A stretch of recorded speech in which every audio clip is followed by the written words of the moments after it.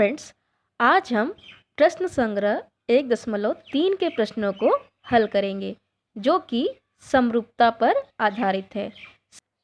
भूमिति के इसके पहले वाले वीडियो में आपने समरूपता और समरूपता की कसौटियों के बारे में अध्ययन किया था।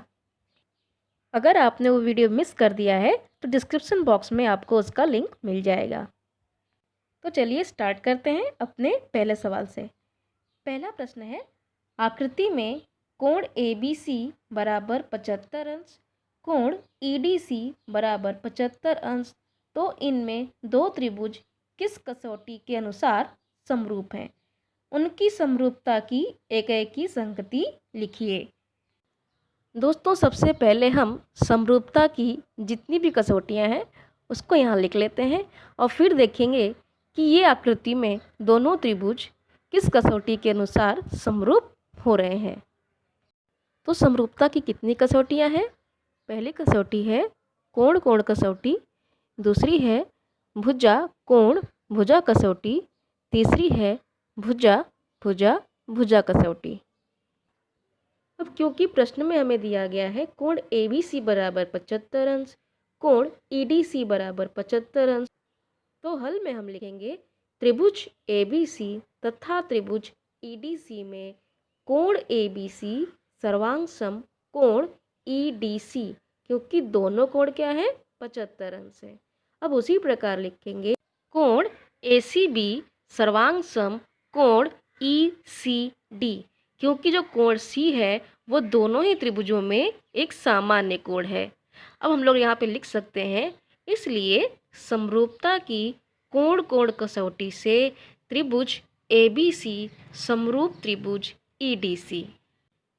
जैसा कि समरूपता की कोण कोण कसौटी में दिया गया है कि दो त्रिभुजों में यदि दो कोण सर्वांगसम हो तो तीसरा कोण अपने आप सर्वांगसम हो जाता है और इस प्रकार से दोनों त्रिभुज आपस में समरूप हो जाते हैं।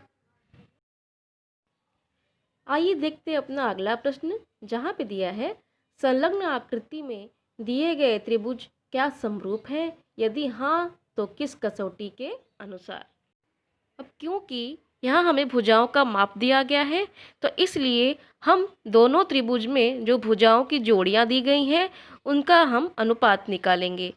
जैसे भुजा PQ का अनुपात भुजा LM से निकालेंगे, भुजा PR का अनुपात भुजा LN से निकालेंगे और भुजा QR का अनुपात भुजा MN से निकालेंगे। और अनुपात निकालने पर अगर तीनों जोड़ियों का अनुपात समान आता है मतलब ये त्रिभुज आपस में समरूप होंगे। तो चलिए शुरुआत करते हैं। सबसे पहले हम त्रिभुज की दी हुई भुजाओं का माप लिख लेते हैं। त्रिभुज PQR में भुजा PQ बराबर 6, भुजा QR बराबर 8, भुजा PR बराबर 10।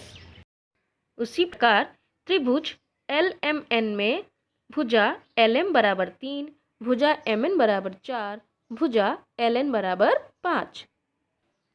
अब हम निकालते हैं भुजा PQ बटे भुजा LM का अनुपात, जो हमें मिलेगा PQ बटे LM बराबर 6 बटे 3 बराबर 2 बटे 1, क्योंकि 3 दूनी 6 होता है तो हमें क्या मिलेगा? 2 बटे 1। ये हो जाएगा हमारा कथन नंबर 1।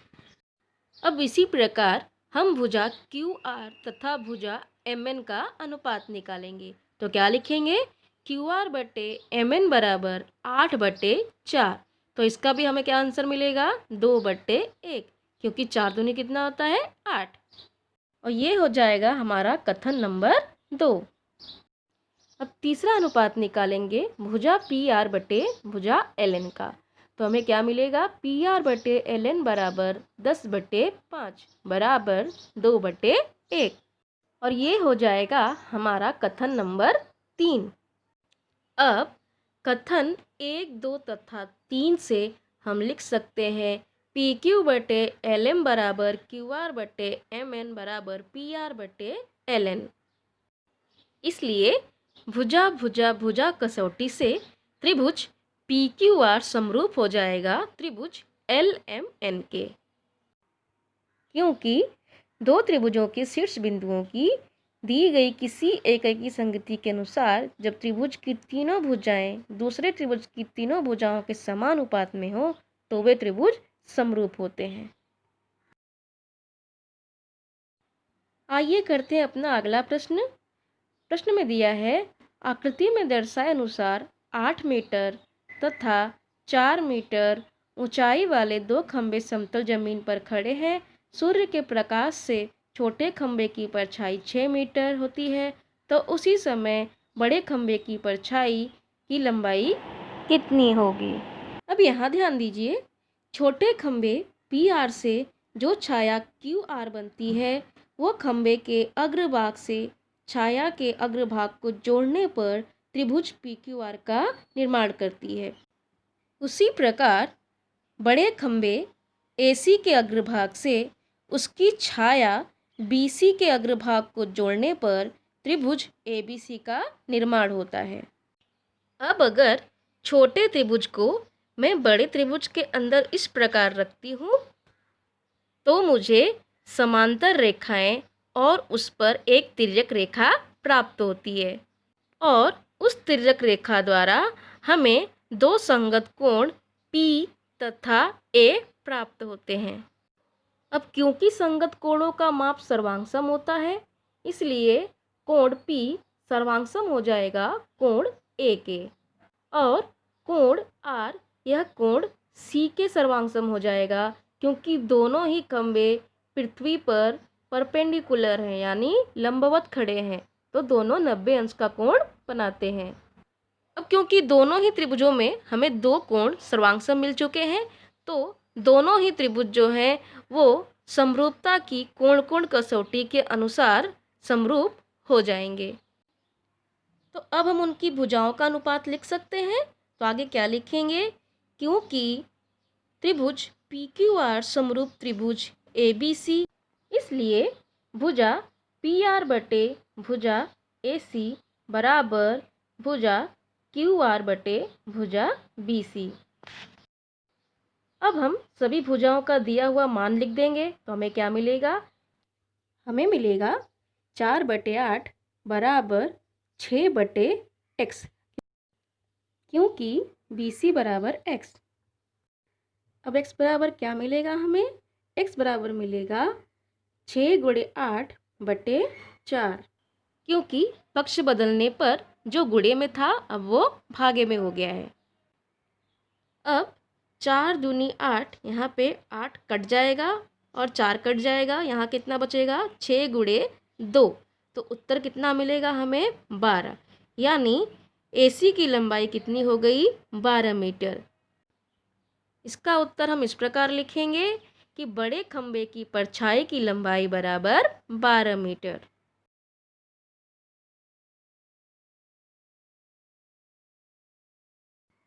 आइए करते हैं अपना अगला सवाल। यहाँ दिया है त्रिभुज ABC में AP लंब BC, BQ लंब AC और बिंदु BPC यह एक रेखा में है, बिंदु AQC यह एक रेखा में है।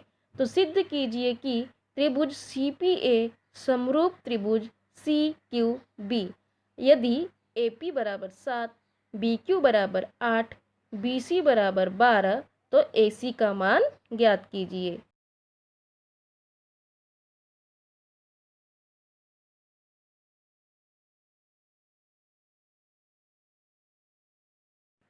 दोस्तों सबसे पहले आपको यहाँ ध्यान देना है कि यहाँ दो त्रिभुज है जिसे हमने दो अलग अलग रंगों आकृति में कोण Q बराबर 90 अंश क्योंकि वो AC पे लंब है और कोण P बराबर 90 अंश क्योंकि वो भुजा BC।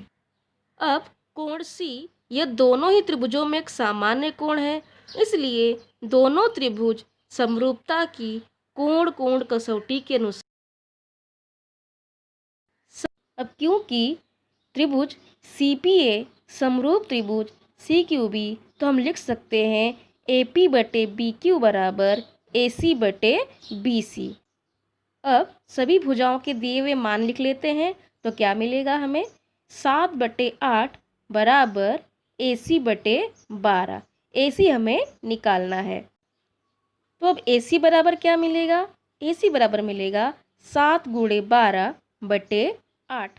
अब 4 से हम 8 को 2 बार में कट करेंगे और 12 को 3 बार में कट करेंगे, तो हमें क्या मिलेगा अभी? 7 गुणे 3 बटे 2। अब 7 का 3 में गुणा करेंगे तो 21 मिलेगा, तो हमें क्या मिला अभी? 21 बटे 2। अब इसे हल करने पे हमें मिलता है 10.5। तो उत्तर में AC का मान हमें मिला है 10.5।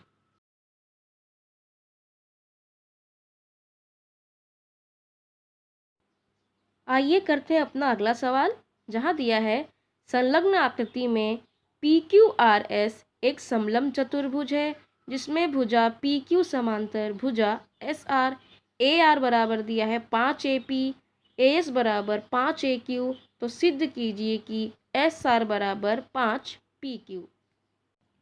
सबसे पहले हमें जो जानकारी दी गई है हम वो लिखेंगे और उसे क्या कहते हैं? दत्त, यानी जो जानकारी हमको दी गई है। तो दत्त में क्या लिखेंगे?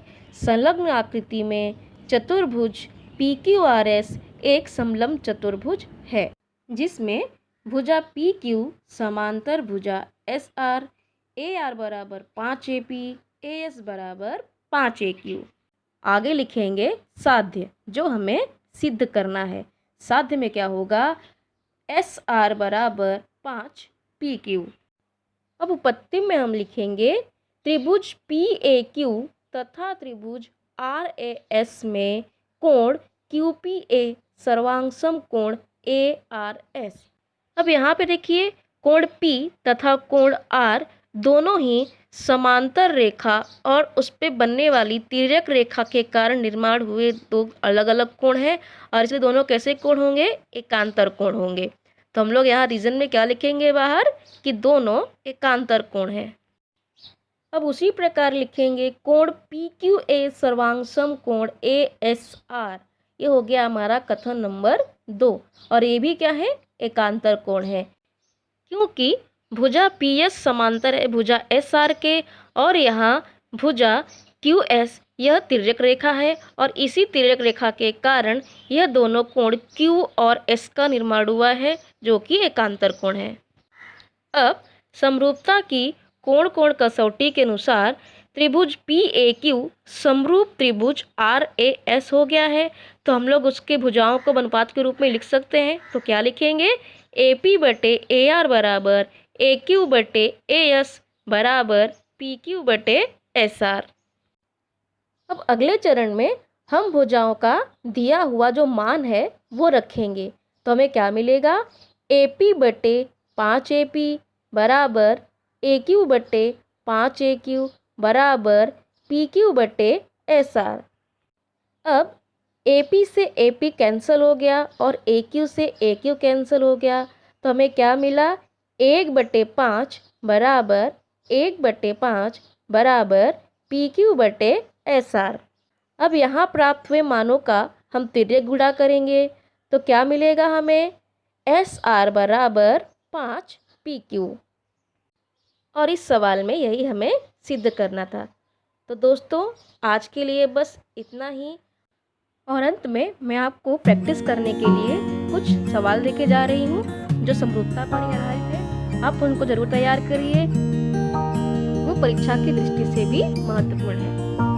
मेरा वीडियो पसंद आए तो उसे लाइक करिए और अपने मित्रों में इसे अधिक से अधिक शेयर करिए ताकि अधिक से अधिक विद्यार्थी इसका लाभ ले सकें।